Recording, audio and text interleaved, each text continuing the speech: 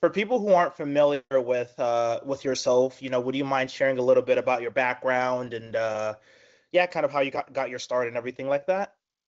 Yeah, I'll try to give you like an abridged version. There's always so much to say. Give me the But Josh yeah, version. so yeah, I'll give you my real version. So Yeah.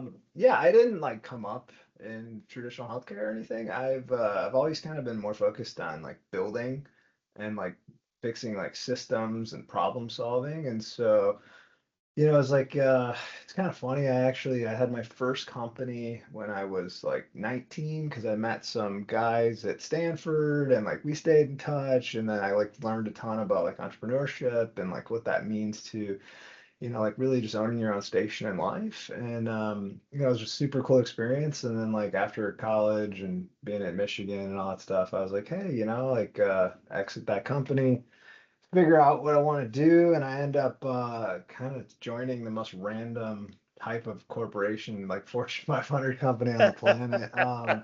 And I kind of did like one of those like rotation programs for like, hey, how do you like be effective in management, and like how do you think about like improving things? And program went really well.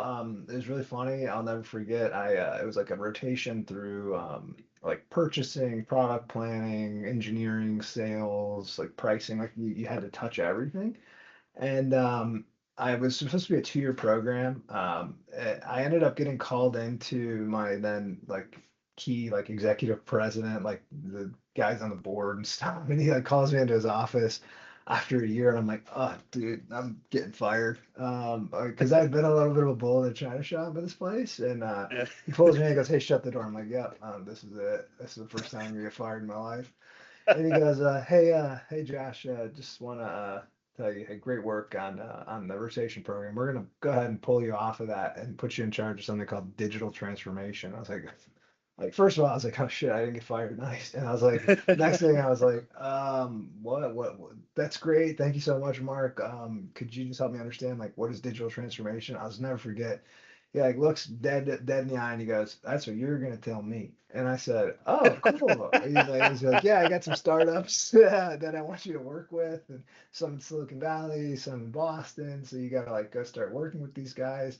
Yeah. And we really like created like the Amazon for a big B2B like tier one automotive company. So it was really cool. And then like COVID hit, right? And COVID was like, I'm sure for everyone, it's like a earth-shattering, life-changing kind of experience.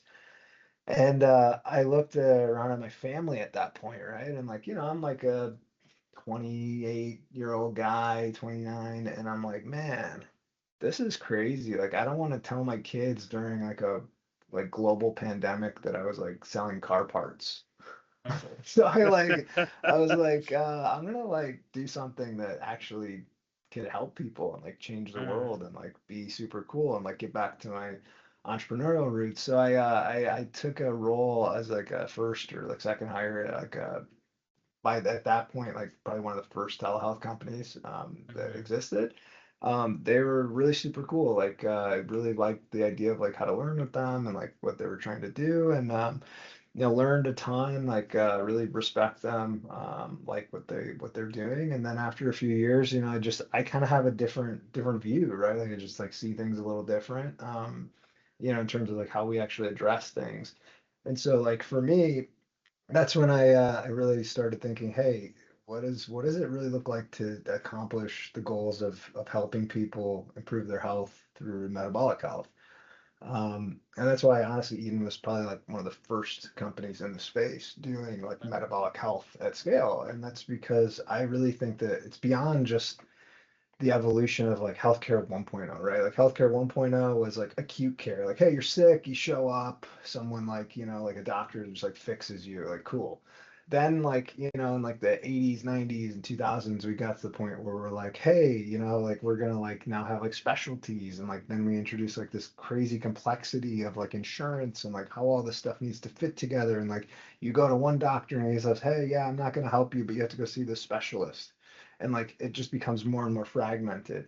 And so really Mhm. like the visioning behind what I think we're really trying to build is like what does the 3.0 really look like? What does like a unified set of care look like because ultimately, if you think about it, right, if you solve metabolic health, like, right, you solve metabolic syndrome for people, right, and like the five factors of metabolic syndrome, you're reducing things like cancer risk by like 90%, by heart disease by like 80%, Yeah. as opposed to trying to like figure out like a lot of these other folks. And like, I like Brian Johnson, he's a cool guy, but like, I don't want to live forever, right? Like, that's not Yeah. why I do this. Like, I don't want to. I want to like have a really good health span. Like, I want to Yeah. like enjoy the time. Like I said, with like my five kids, I have a sixth kid due Yeah. in August. So Yeah. like I'm more focused on how do I bring that to scale and like how do I Yeah. actually help more people with that. So like I said, I have a roundabout background of like, hey, being a builder, identifying a problem, and then like fixing those things for people, I think is really like where my background fits in the space.